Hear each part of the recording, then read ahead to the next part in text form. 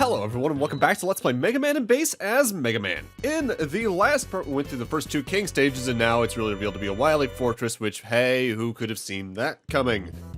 And King 3/Wily 3/Wily 1 starts off pretty explosive with the start of the boss rush. Get ready for it.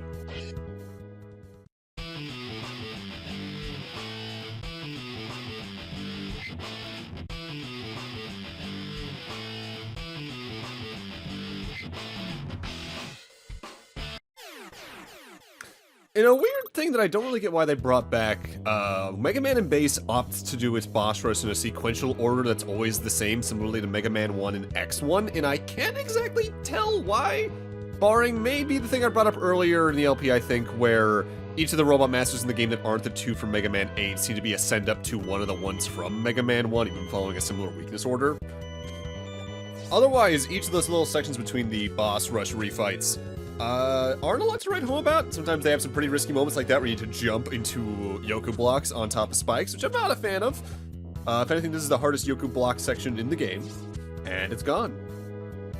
Also, I love Custom Robo Arena soundtrack. I'm not sure if I've actually talked about that game too much over the years, but that's one of the few games I actively own 2 copies of because I lost my first copy in my couch for like 3 years. The week I bought a second copy, we finally found the first copy, so, whoops. Good game, though. Good game. Probably tackled it at some point. It's kind of a long game to tackle, too, but I've done RPGs before, and it's no big deal. I would recommend using special weapons on enemies here and there, but be careful all the same.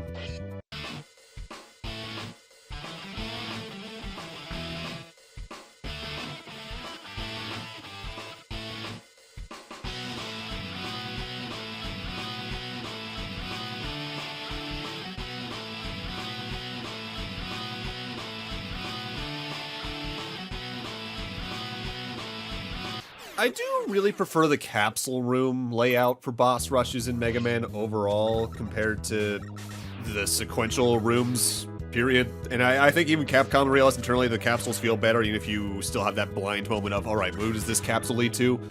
Barring the games they eventually started marking the capsules in. That jump cut was me farming for weapon energy, by the way, with these things. Because how many times have they done sequential rooms overall? It's this... Mega Man 1, its remake, Wily Wars, X1, I guess Devil May Cry 1 as well, in case you fall into Nightmare. I can't even think if any of the other Devil May Crys did it from memory.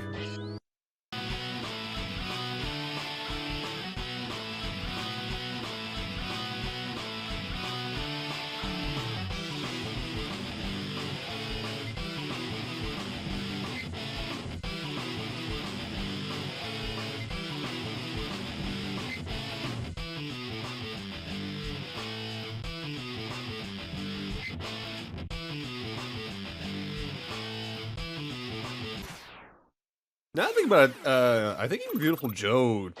actually, does Beautiful Joe do the sequential capsule? It's been a hot minute. That's a game I rented from, I think, a Blockbuster in my local library, more so than actually owned. I need to play through it again. It's been a hot minute. I remember liking it a lot. Probably still would. If anything, I would probably actually get some of the Kamen Rider and Sentai references now, more so.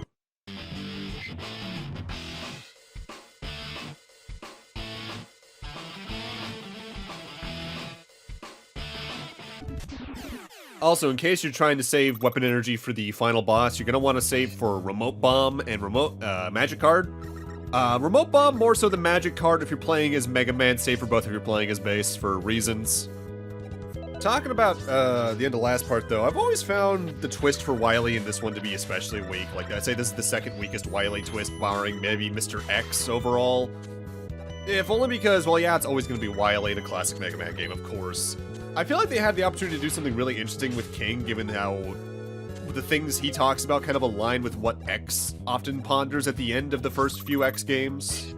Kind of unfortunate.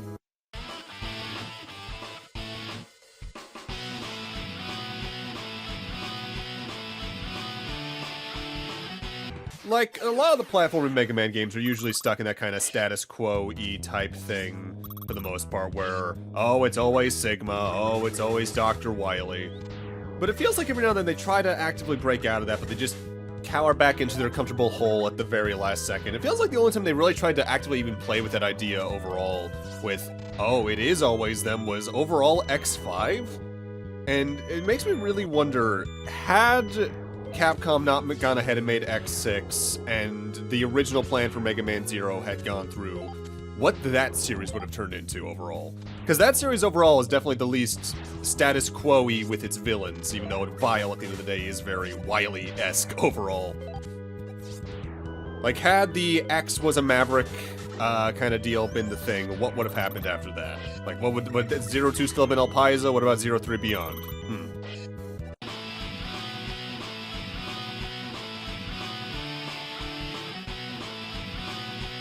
I know there's some people who don't like how Mega Man got more intense with its storytelling and kind of more dour into the Zero ZX era, even the later X games. I never quite minded myself, if only because, for one thing, usually the dour notes still had relatively happy endings, even if there was like a bittersweetness to it, like the end of Zero 4. But while those games existed, the classic games were still clearly loved and attended to by Capcom between like 9 and 10, on top of all the other times they just re-released them or talked about them. On top of that, Battle Network being just a new version of the classic timeline for the 2000s, kind of stuck that tone in there as well. Even Star Force, for being the Mega Man X of that timeline of sorts, kept things relatively on the hopeful side. If anything, it was even more hopeful because of its whole focus on bonds. We're gonna tackle Star Force at some point, but I want to get at least a Mega Man Battle Network 2's redo done first, and that's an ongoing process because hour-long RPG videos take a lot of time to record and edit.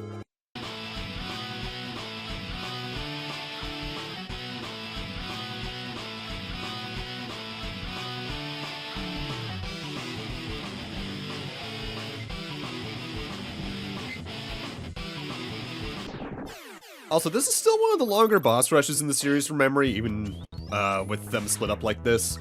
Mostly just because the weaknesses in this game are really split in how good they are, because sometimes they do a lot of damage, or they make the bosses flinch real hard, or they don't do enough of either of those things to make them very effective.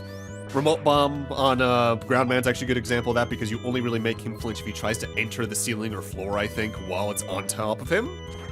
Which is kind of limiting, even though he does that attack relatively often. On top of that, he's also invincible a lot of the time. In fact, some of these bosses are invincible a lot of the time, now I think about it, because, like, Cold Man's invincible anytime he's spawning a cloud, Ground Man when he's in the tank form, Astro Man when he's doing some attacks, all that kind of stuff.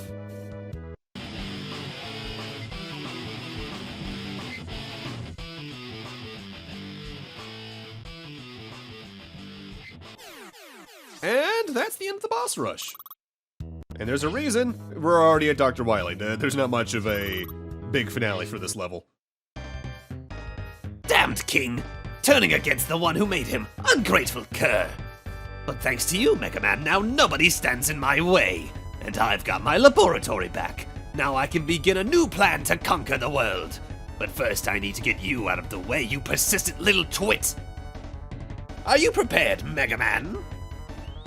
So the Wily machine of Mega Man and Base is largely based off the one from Mega Man 8, both in looks and attacks. It can fire missiles out of its face, launch a saw blade you have to jump over, fire a gigantic laser from its mouth you need to charge attack into it until it stops. It can also just outright charge at you and fire projectiles from its fingers, but I don't think it can fire attacks from the sky. It's weak to remote mine, but you can only hit Wily in his actual face, so it's a little limiting.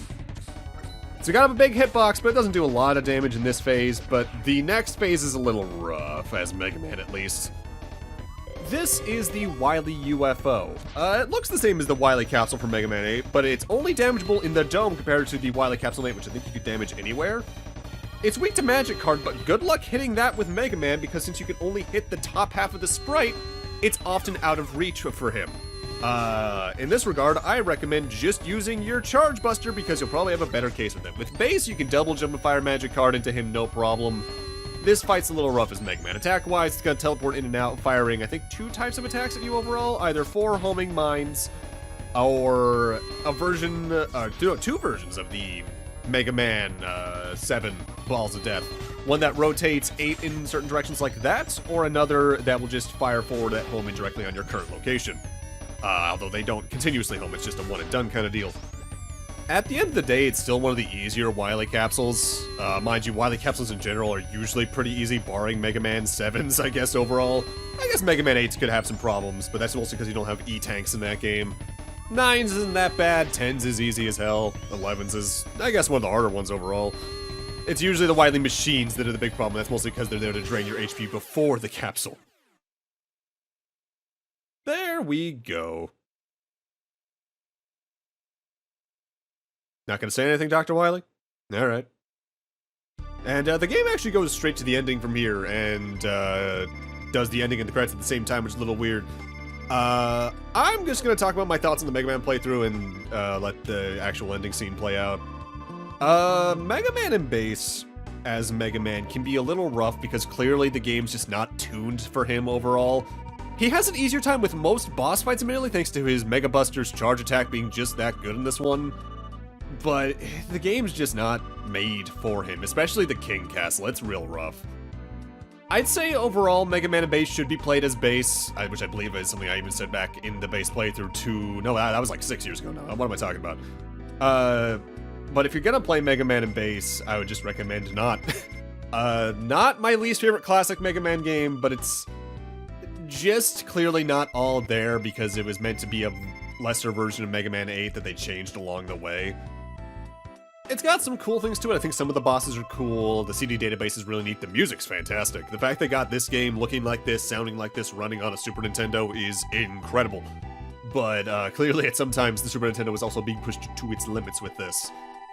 Sometimes it's interesting to see what a series can do at the beginning of a console versus the end of a console. Actually, weirdly, Zelda's a very good version of this, because Breath of the Wild at the start of the Switch to Tears of the Kingdom, which is near the end of the Switch, I'm assuming right now, is vastly different. Got all the shrines done, by the way. It's really cool at times, but Mega Man and Bass can just be a rough game to play. I do recommend playing the Super Nintendo version over the GBA if you can. And I guess if you can get that like $200 plus arcade thing that they put out that I mentioned a few parts back, you can play it. Just good luck with that. This really should have been one of the actual collections. It's a very weird omission, but oh well. It's not the end of the world that it wasn't there, I guess. But with that, I'm gonna need to end this off here. Thank you guys for watching, have a great night, and take care, and I'll see you guys next Let's Play, which might seem weirdly similar to this. See you guys then.